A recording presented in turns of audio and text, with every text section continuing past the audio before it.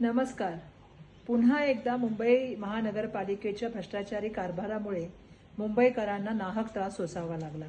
आज पुन्हा एकदा पावसामुळे जे आहे ते मुंबईला तुंबवण्याचं काम मुंबई महानगरपालिकेने केलं. आज आपण बघतोय अंधेरी सबवे असेल, चेंबूर असेल, शिव असेल, धारावी असेल, हिंदमाता असेल, अशा विविध ठिकाणी मुंबईमध्ये त्या ठिकाणी पाणी साचलं.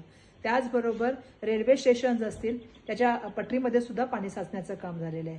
भुयारी रस्ते किंवा मेट्रो जे स्टेशन आहेत त्याच्यामध्ये सुद्धा आपण बघितलं आहे की मेट्रोमध्ये सुद्धा त्या ठिकाणी पाणी जमा झालेलं आहे. आणि याला पूर्णपणे जर कोण जबाबदार असेल तर मुंबई महानगरपालिकेचा गलथान कारभार याला जबाबदार आहे.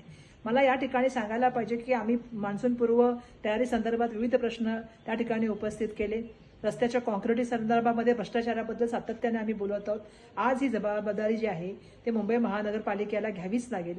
सातत्याने 3 वर्ष मुंबई महानगरपालिकेमध्ये कुठल्याही तऱ्हेचे लोकप्रतिनिधी नाहीयेत आणि त्यामुळे आज आयुक्त असतील, राज्य सरकार आहे, हे त्याला जबाबदार आहे, हे या ठिकाणी आम्हाला सांगावं लागेल.